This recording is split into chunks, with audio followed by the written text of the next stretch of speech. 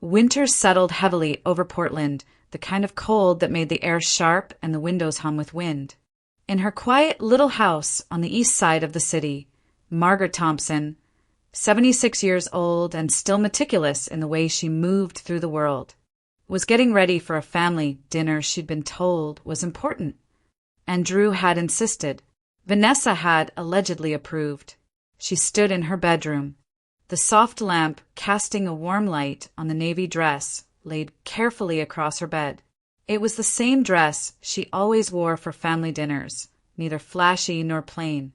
Simply neat, appropriate, a dress that didn't give Vanessa any reason to wrinkle her nose or comment under her breath. Margaret smoothed a hand over the fabric, even though it didn't need smoothing. Habit more than anything. A lifetime of preparing herself to be acceptable around her. The room felt like a museum of a life that had once been full. Photographs of her late husband, Alexander, smiling with the confidence she had always leaned on. Andrew as a toddler, his small hand gripping her finger. The grandchildren, Grace and Ryan, caught in birthdays, school recitals, Christmas mornings. She paused in front of a framed picture of her and Alexander taken on a road trip to Cannon Beach decades ago. His arm around her shoulders, her head against his chest. She had been so sure that the family they built together would remain close, loyal, loving. Her phone buzzed on the dresser. Margaret reached for it, expecting Andrew to say he was on his way to pick her up like he sometimes did. Instead, the screen showed a short, clipped message. "Mom, dinner's canceled. Vanessa has a work thing." She stared at it. That was unlike Andrew, at least the Andrew she remembered. Before she could process it, the phone buzzed again. "You're not invited. Vanessa doesn't want you here." For a moment, the room spun. Not dramatically, just enough for her breath to catch, enough for her hand to tighten around the phone. It wasn't just the words. It was the tone, the coldness, the detachment, the way her son didn't even soften the blow. Margaret lowered herself onto the edge of the bed, the dress still untouched beside her. She felt the old house settle around her, the quiet pressing closer. Her mind drifted unbidden to Andrew as a little boy, clinging to her skirt on his first day of preschool, crying because he didn't want her to leave him. She remembered him nervously asking for advice when he wanted to buy a gift for a girl in high school. She remembered the day he brought Vanessa home, proud, excited, hopeful. Margaret had welcomed her with open arms. She swallowed hard. Those memories felt like they belonged to someone else's life. Her gaze shifted to the brochure lying on her nightstand, the glossy advertisement for the riverside townhouse Andrew and Vanessa now lived in. The townhouse she had helped them purchase with $120,000 from her savings. They had called it an investment in the family. Vanessa had called it a modern home for the kids. Andrew had said there would always be a room for Mom. There was no room for her. There never had been. Margaret sank deeper into the mattress as the truth settled with a clarity that almost hurt. This text wasn't an accident. It wasn't a bad moment. It wasn't a misunderstanding. It was how they truly felt, how they had perhaps always felt. The phone buzzed again. This time it was Grace, 17, the only grandchild who still seemed to see her as a person rather than a wallet. "Grandma, are you coming tonight?" "Dad said you were definitely coming. I saved you a seat." Margaret pressed a hand to her chest. Grace didn't know. Of course she didn't know. She typed back slowly. "Your parents think it's better if I stay home tonight." A pause. Then Grace, confused. "What?" "Dad told me you had to come. He said it was important." Margaret closed her eyes. In that moment, everything aligned. Every check she'd written, every bill she'd covered, every sacrifice she'd made. She hadn't been respected. She hadn't been valued. She hadn't been loved. She had been used. And for the first time in decades, she felt the first quiet spark of something she had long forgotten. A boundary. A line. A beginning. The house was silent after Grace's messages stopped coming in. The kind of silence that felt heavier than noise. Margaret sat still for several minutes, letting the sting of the evening settle inside her chest. When she finally rose from the bed, her movement was slow, deliberate, almost ceremonial, as though she were stepping into a truth she had avoided for too long. She walked into her small home office, a room she rarely used except to store documents she never had the heart to throw away. A faint scent of paper and old furniture lingered in the air. Against the far wall stood a tall filing cabinet, beige and sturdy, a relic from her years working as a bookkeeper.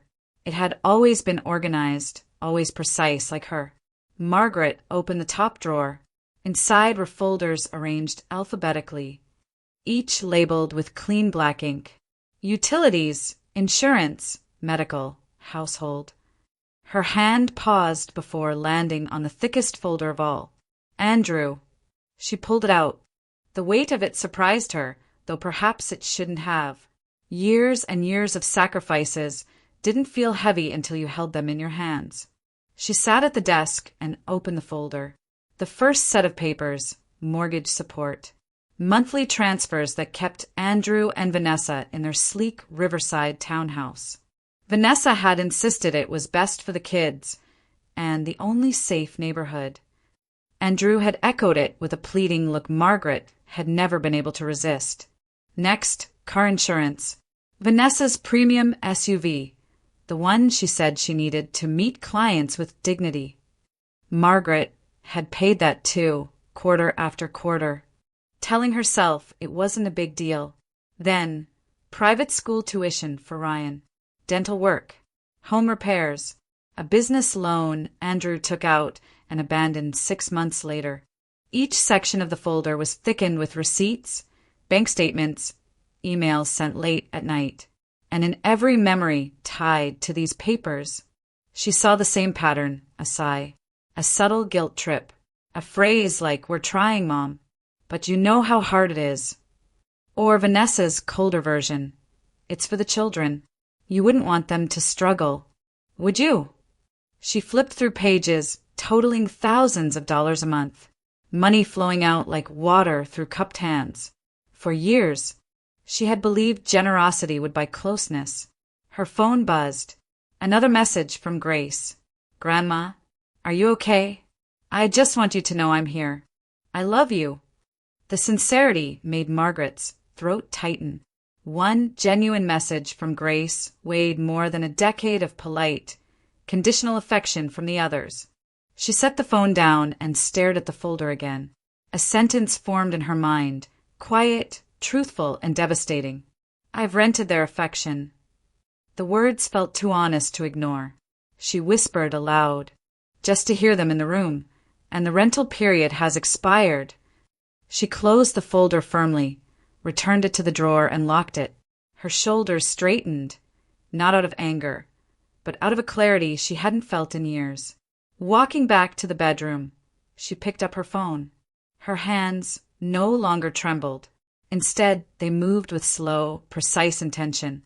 She dialed the number for Northwest Evergreen Bank, the same bank she had trusted her entire adult life. When the automated message prompted her to wait, she stood by the window, watching the streetlights reflect faintly off the wet pavement outside. The night was cold, crisp, almost bracing. A plan had begun forming in her mind, careful, measured, unmistakably firm, not fueled by rage, not fueled by spite, just clarity, quiet, cold clarity. And once it started crystallizing, there was no turning back. The hold music from Northwest Evergreen Bank played softly in Margaret's ear as she waited. Her phone pressed carefully against her shoulder. Outside her window, the Portland night deepened, rain misting the glass in thin, silver streaks. She stood completely still, as if any movement might break her resolve. Finally, a voice answered. "Northwest Evergreen Bank, this is Janet Lawson speaking. How may I help you today?" Margaret recognized the name. Janet had worked there for decades, steady, warm. the kind of person who called everyone hon, without making it sound condescending. Margaret took a breath. "Hi, Janet. It's Margaret Thompson." "Oh, Mrs. Thompson. Of course. What can I do for you?" "I need to review my accounts," Margaret said softly, "and I need to make some changes." "Certainly. Let me pull up your profile. Could you verify your date of birth and the last 4 digits of your Social Security number?" Margaret recited them from memory. Years of bookkeeping had trained her into precision. Janet typed quickly. "All right, you're verified. What would you like to change?" Margaret steadied herself. "I want to suspend every automatic payment coming from my account." Janet paused. "All of them?" "Yes," Margaret said. "Immediately." Another pause, this one longer. "Mrs. Thompson, before I do that, I need to be sure you understand what will happen. Some of these payments look like they belong to family members. Their mortgages, insurance policies, school fees." "I know," Margaret said, her voice low but steady. "Suspend them all." Janet inhaled sharply through the phone. "All right, I'll start processing the request. But there's something else you need to be aware of. Your son, Andrew, appears to have limited power of attorney access. He can reinstate payments unless you revoke that authority." Margaret closed her eyes, feeling the familiar sting in her chest. "Then revoke it." "I have to ask again," Janet said gently. "Are you completely certain?" This was the moment, the line she had never dared to cross. "Yes," Margaret whispered. "I'm sure." "All right," Janet said quietly. "I'll print the full list of recurring transactions so you can review them. I think it's best you see everything that's been leaving your account." Margaret waited. She heard the distant hum of a printer through Janet's receiver. Pages sliding out, one after another like a long confession. After a minute, Janet exhaled. "Mrs. Thompson, there are 174 active recurring payments." Margaret blinked. For a moment, she thought she misheard. 100 and... Her voice barely rose above silence. 74, Janet repeated. Margaret leaned against the wall, the weight of the number crashing over her. All those payments, all those years, all that money, and all that hope that maybe one day it would make her family love her the way she loved them. She whispered the number again, as if saying it aloud would help her believe it. 174. Janet's voice softened. "Do you need a moment?" "No," Margaret said. "Just please proceed." "All right.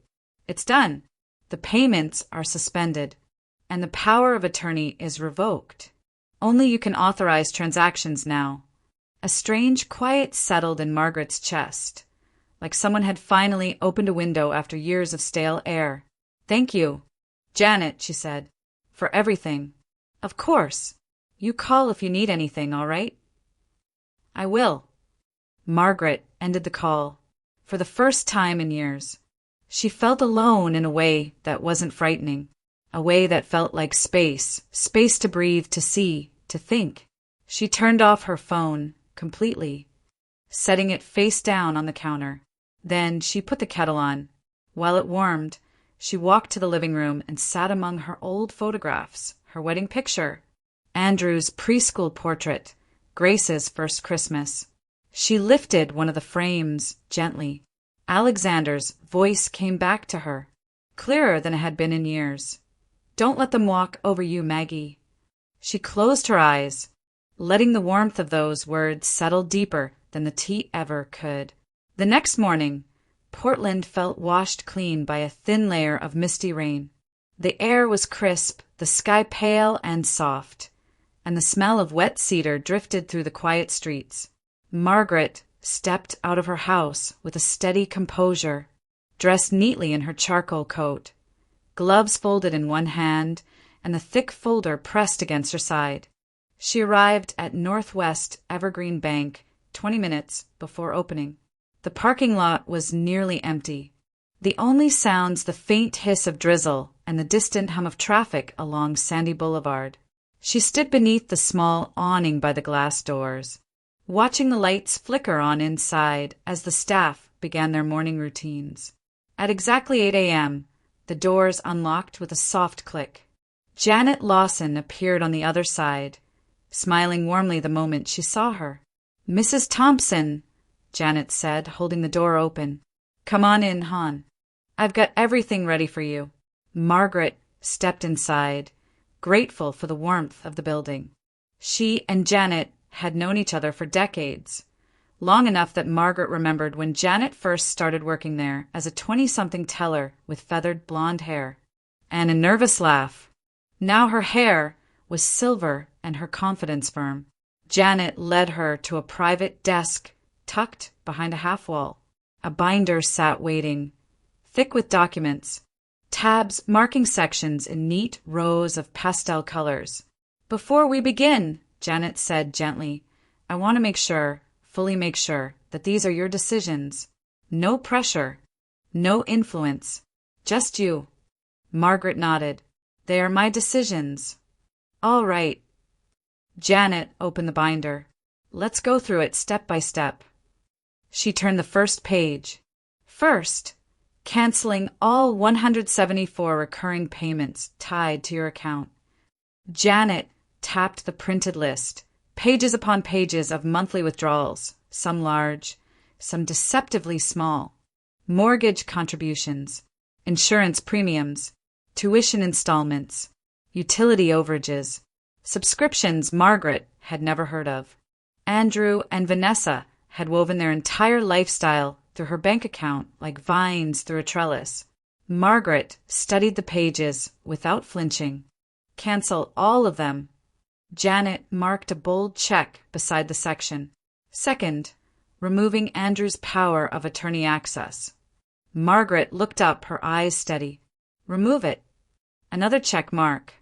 And third, Janet continued, locking your account so no external requests can be added or reinstated without your explicit approval in person. "Yes," Margaret said. "Do that too." "Okay." Janet turned the page and slid the binder toward her. "These are the authorization forms for all 3 changes. I'll need your signature on each one." Margaret pulled a pen from her coat pocket, one of Alexander's old fountain pens she still used for anything important. The nib glided smoothly across the paper as she signed her name again and again. Not a single hesitation, not a tremor, not a second thought. When she finished, she closed the pen carefully and set it on the desk. Janet watched her with something like quiet admiration. "You look different today," she said softly. "Stronger. Like someone who finally stepped out of a heavy shadow." Margaret lowered her gaze for a moment, touched by the observation. "I suppose I finally stopped pretending I didn't see the truth." Janet nodded. "Well, whatever comes next, you call me if you need anything. You're not alone in this." Margaret offered a small, grateful smile. "Thank you, Janet. Truly." Janet gathered the signed papers, stamped them, and placed them into a sealed envelope that would be scanned into the system by noon. "All right, hon, you're all set." Margaret stood, feeling lighter than she had in years, as though she'd untangled a knot she had been tightening with her own hands. She picked up her folder, tucked it under her arm, and stepped back out into the damp Portland air. The drizzle had eased into a fine mist that brushed gently against her face. Instead of going home, she walked straight to her car, turned the key, and headed across town. There was one more stop to make. She was going directly to her attorney. The law office sat on a quiet corner in northeast Portland, a brick building with deep green trim and tall windows that caught the morning light. Margaret had walked through its doors countless times alongside her husband, Alexander, back when estate planning felt like something distant, almost theoretical. Now, stepping inside alone, she felt none of the dread she expected, only purpose. At the reception desk, a young assistant greeted her warmly. "Mrs. Thompson?" Mr. Harper is ready for you." She followed the familiar hallway to a door, left slightly open. Inside, Douglas Harper stood from behind his desk, the same seasoned attorney who had handled Alexander's affairs more than 20 years ago. His hair was thinner now, his glasses newer, but his presence was unchanged, steady, patient and kind. "Margaret," he said, offering a gentle smile. "It's good to see you. Come in, sit down. What can I help you with today?" She sat across from him, the folder resting in her lap like a weight she had finally decided to set down. "Douglas, I need to make some changes. Big ones." "I'm listening." "I want to draft a new will," she began, her voice clear. "And I want to create an irrevocable living trust." Douglas paused, not in surprise, but out of respect for the significance of her request.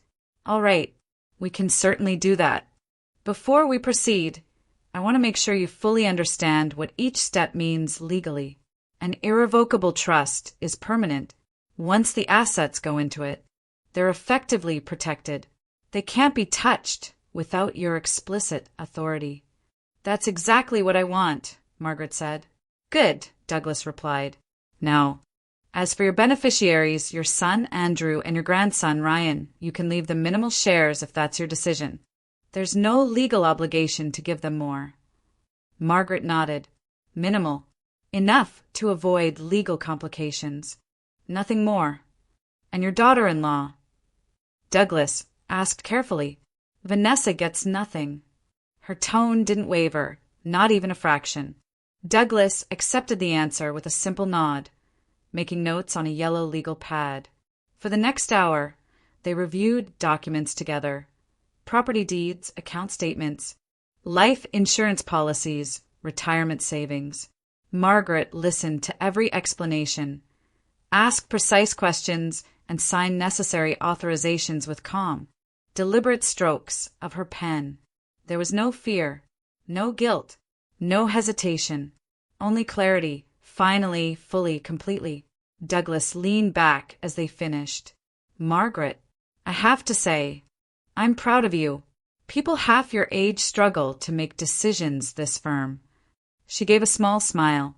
"I've spent a lifetime taking care of everyone else. It's time I take care of myself." He closed the folder gently. "Your trust will be ready for final signatures in a few days. I'll call you the moment it's done." "Thank you, Douglas." As Margaret stepped out into the hallway, the quiet buzz of her phone vibrated in her coat pocket. She didn't need to look to know who it was. In the elevator, the screen lit up. 15 missed calls from Andrew, 9 from Vanessa, 7 text messages, then another incoming call. She pressed the side button, silencing it without reading a single word.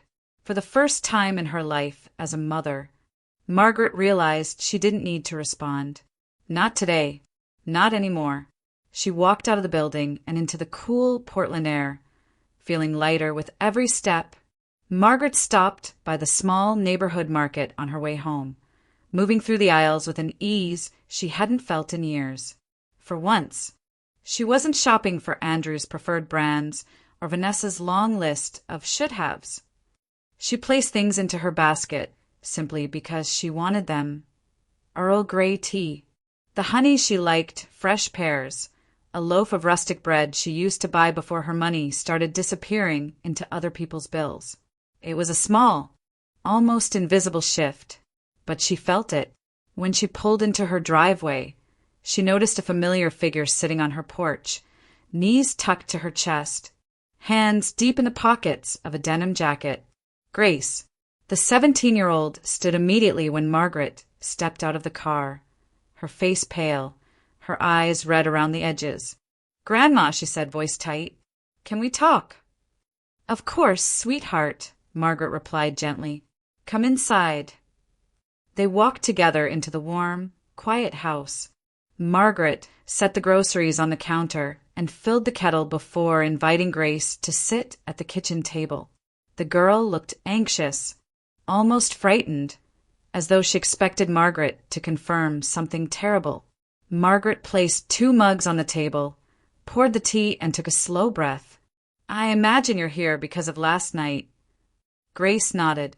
Dad won't tell me anything. Mom either. They just said you were making drama, and that I should stay out of it. But I know something happened, and you didn't sound like yourself in your text. Margaret reached for her phone, unlocked it, and slid it across the table. This is the message your father sent me. Grace read it once.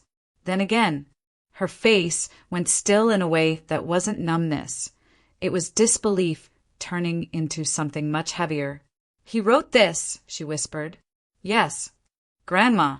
I had no idea. I defended him. I always told people he was stressed or tired or just being protective of Mom. I didn't know her voice cracked. I didn't know he talked to you like that. Margaret touched her hand softly. I didn't want you to know. Not then. But I should have known, Grace said, wiping her cheek. I've seen things over the years. How they treat you. What they expect from you. Mom rolling her eyes. Dad calling you only when he needed money. I didn't think it was this bad. She looked up, her expression raw, young, honest. They've been using you, haven't they? Margaret's silence was answer enough. Grace leaned back in the chair, the realization settling in deep. I hate that I didn't see it sooner. It's not your fault, Margaret said gently. Children are loyal to their parents. That's natural. I never wanted you to carry the burden of their behavior. Grace shook her head. But it is a burden. And I'm sorry, Grandma. I'm so sorry. They sat like that for a moment. 2 generations linked by disappointment neither of them caused. When Margaret finally spoke, her voice was calm, steady in a way that made Grace look up again. Grace, she said softly, I've spent years telling myself this was love, but I've come to understand something important. What? I haven't been part of their family. I've been part of their finances. Grace's eyes filled again, but this time she didn't look away. Margaret squeezed her hand. Your family will figure out their own bills now. A small, surprised breath escaped Grace, half sorrow, half relief. Grandma, I'm proud of you. And for the first time in a very long time, Margaret felt seen, not as a provider, a safety net, or convenience, but as a person, a woman who finally chose herself. The kettle clicked softly in the background. Outside, the Portland rain eased into a thin drizzle. Inside, something had finally shifted. After Grace left, the house settled into a warm, steady quiet. Margaret remained at the kitchen table for a while, hands wrapped around her mug even after the tea had grown cold. The conversation with Grace had left her with an unexpected feeling, calm, almost peaceful, a kind of peace she hadn't tasted in years.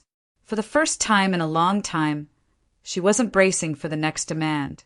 She wasn't preparing to be needed. She was simply still.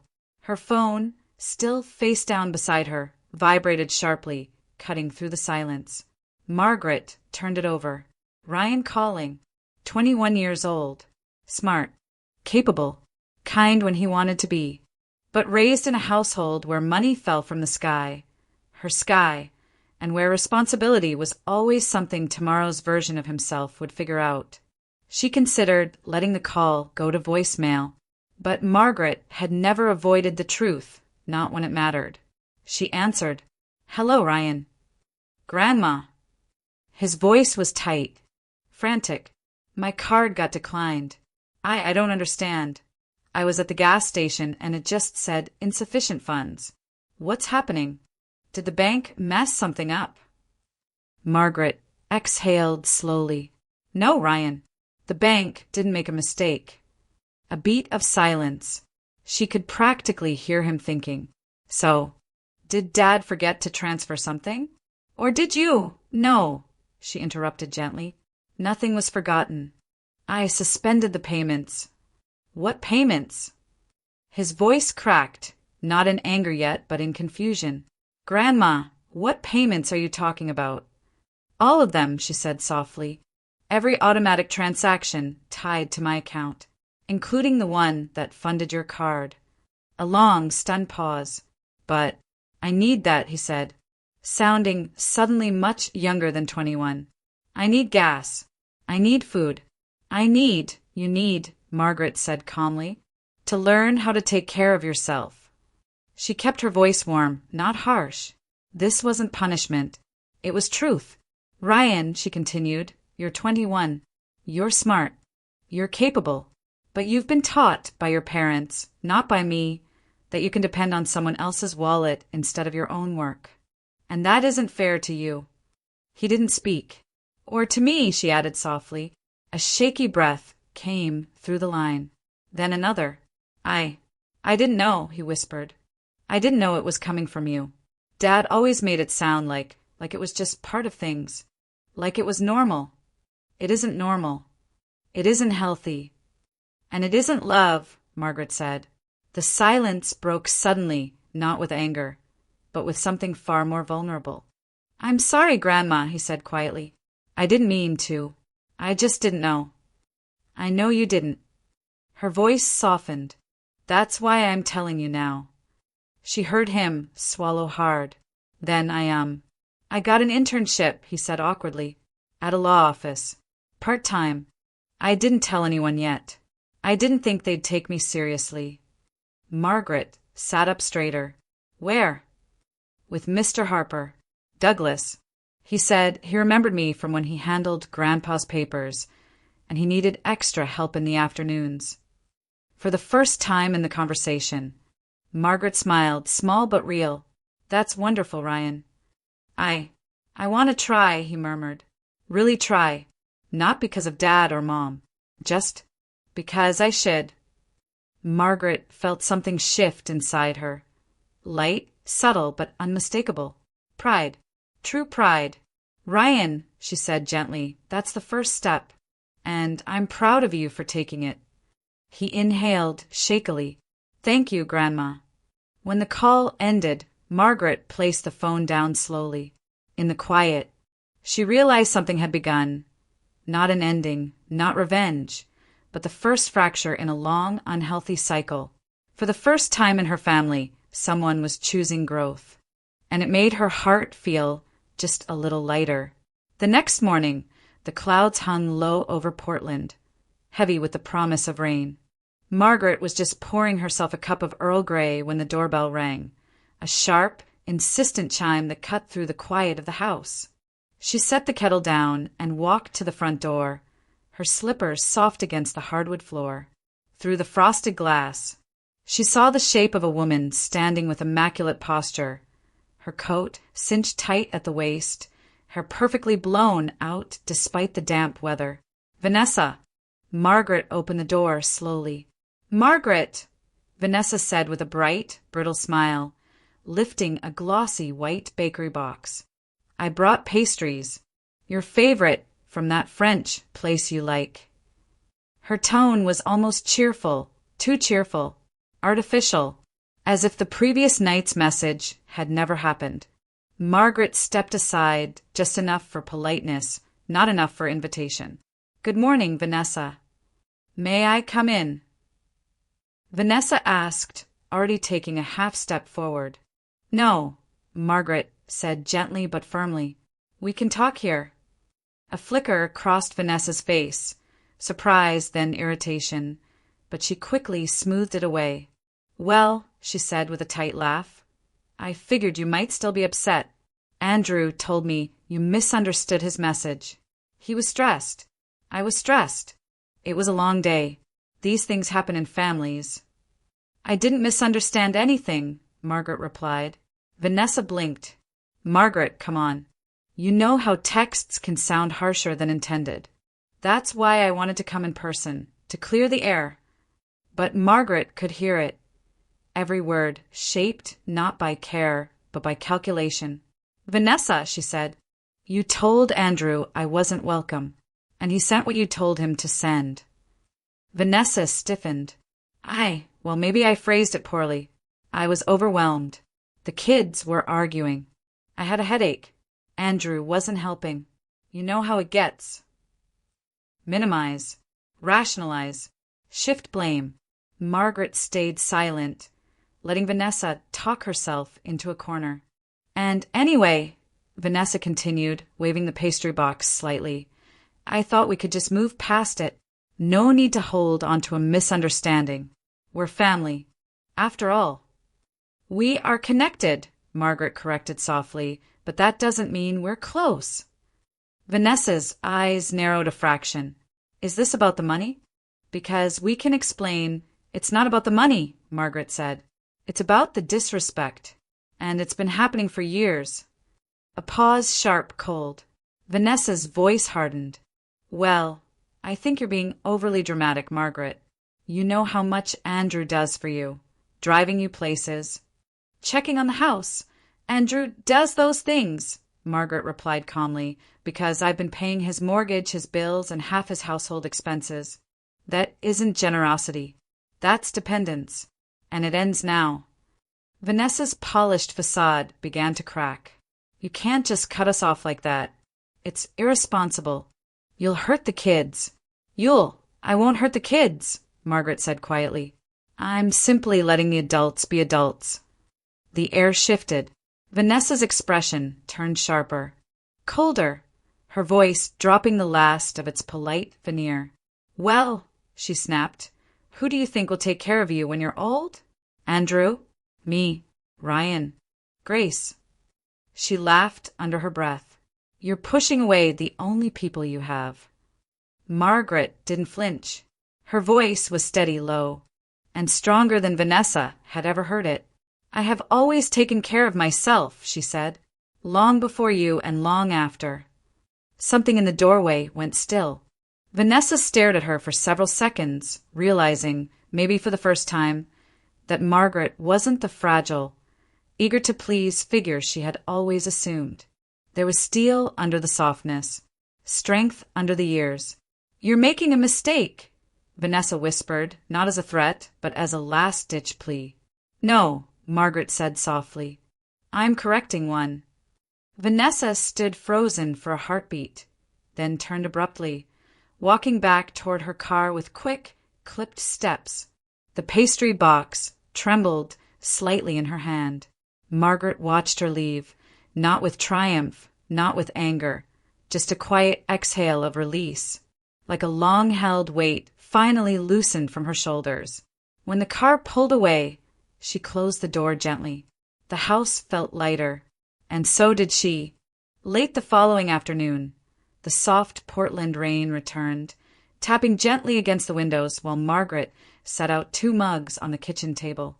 She didn't usually prepare for guests, but today felt different, important, grounded. A knock sounded at the door. When she opened it, Douglas Harper stood on her porch, carrying a leather briefcase and a thick folder sealed with a brass clip. Afternoon, Margaret, he said with a warm nod. Everything's ready. Come in, Douglas, she replied. Stepping aside, they moved to the kitchen, the most familiar room in her house, the room where she had spent a lifetime cooking for others, holidays, birthdays, school nights, all the years when she thought love meant giving until nothing remained for herself. Now, the table was set for something far different, something that belonged entirely to her. Douglas opened the folder and laid the documents out carefully. We'll take this one step at a time. Let's begin with the irrevocable trust. He explained every clause, every protection, every legal lock that would prevent anyone, especially Andrew or Vanessa, from accessing or controlling her assets again. Margaret listened closely, nodding at each point. When he was done, he slid the signature page toward her. This, he said gently, is the moment everything changes. Margaret uncapped her fountain pen, the same one Alexander had used to sign their first mortgage, and placed her signature on the line with steady, confident strokes. No fear, no trembling, no doubt. Douglas tapped the paper respectfully. The trust is officially in place. Your assets are protected. He moved the next document forward. Now the updated will. Again he walked her through each allocation. 40% to Grace. the only family member who had shown her genuine human kindness. 10% to charity, specifically a local community foundation that supported elderly residents living alone. A minimal legal share for Andrew and Ryan, just enough to prevent contestation, but no more than the law required. And for Vanessa? Per your instruction, Douglas said. She receives nothing. Margaret didn't hesitate. She signed. Douglas leaned back, studying her with a kind of quiet admiration. Margaret, I've been practicing law for almost 45 years, and I can count on one hand the number of clients your age who take control of their lives this decisively. She smiled softly. I spent too many years living on other people's terms. Well, Douglas said, closing the folder, those days are officially behind you. He packed the documents back into his briefcase, stood and shook her hand. If you need anything, call me. Otherwise, go live your life. Margaret. She walked him to the door, thanked him again, and watched his car disappear down the street. When she closed the door behind her, she rested her hand against it and exhaled slowly. The house felt different, lighter, airier, like someone had opened all the windows inside her chest and let the stale years drift out into the rain. She moved to the living room, where her old photo albums sat on the coffee table, images of a life she built with love, persistence, and sacrifice. But for the first time, she didn't feel the old ache of being taken for granted. She felt something cleaner, clearer, freedom. She sat down with a quiet smile and opened her laptop. A stack of travel brochures lay beside it. She had pulled them out days earlier, but hadn't allowed herself to linger. Now she did. Vineyards, stone terraces, rolling hills washed in sunlight. Italy, the country her late husband had always wanted to visit with her, but life, bills, responsibilities, and Andrew's endless needs had kept them from going. As she scrolled through photos of Tuscany, she felt something warm bloom in her chest, a whisper of possibility, a future she had earned. And for the first time in decades, Margaret felt the simple, exhilarating truth. Her life was finally her own. 6 months later, the world looked entirely different. The Tuscan sun was warm and forgiving, draping the hillsides in soft gold as if nature itself wanted to cradle every curve of the land. Margaret sat on a stone terrace overlooking endless vineyards, rows of green stretching toward the horizon, swaying gently in the afternoon breeze. The air smelled of rosemary, fresh soil, and warm bread baking somewhere nearby. Across from her, Helen Moore, her dear friend, fellow widow, and unexpected travel companion, scribbled quietly in a leather-bound journal. Helen had always loved writing. She said it helped her slow her breath enough to actually feel the life she'd spent decades racing through. Margaret watched her fondly, then turned back to her plate, warm, rustic bread drizzled with olive oil, a wedge of pecorino cheese, a small dish of tomatoes that tasted like sunshine itself. A glass of chilled, local, white wine glimmered beside it. For the first time she could remember, she ate without hurry, without guilt, without someone waiting for her to finish so they could ask for something. Money, time, effort, energy. Everything on this terrace belonged to her. The view, the silence, the breeze, the life. No demands, no manipulation, no fear of the next phone call. Isn't it something? Helen said, quietly, closing her journal. This place makes you feel new. Margaret smiled, lifting her wine. New. That's exactly the word. Helen raised her own glass. To freedom, to boundaries, and to second lives at any age. Their glasses clinked softly, a delicate sound swallowed quickly by the open Tuscan air. Margaret leaned back, letting the sun warm her face. She couldn't remember the last time her shoulders had felt this light, this free of invisible weight. She took a slow breath, savoring the moment.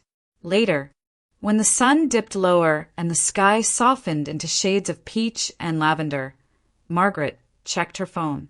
A few messages waited, not frantic, not demanding, not accusatory. Simply updates. From Andrew. They had sold the Riverside townhouse. Downsizing, he wrote. Finally living within their means. Vanessa. Working a second job at a boutique in downtown Portland. It was written without resentment, almost humbly. Ryan. Proudly sharing that he was still interning at Douglas Harper's office and had been offered more hours. He'd started paying for his own expenses and said it felt weird but good. Margaret read the messages slowly. There was no satisfaction in seeing them struggle, no triumphant sense of justice, only peace, pure, uncluttered peace. She hadn't punished them. She hadn't sought vengeance. She had simply stopped letting them use her. And once she stopped, their choices had become their own. Their burdens became their own. Their growth became their own. Margaret put the phone face down on the table and looked out at the vineyard again. The vines caught the last stretch of sunlight, glowing like strands of gold woven across the hillside. Helen stood and walked to the terrace railing, resting her elbows there. "You're quiet," she said without turning. "I'm thinking," Margaret answered softly. "About home." "Yes, but not with sadness." Margaret rose and joined her at the railing.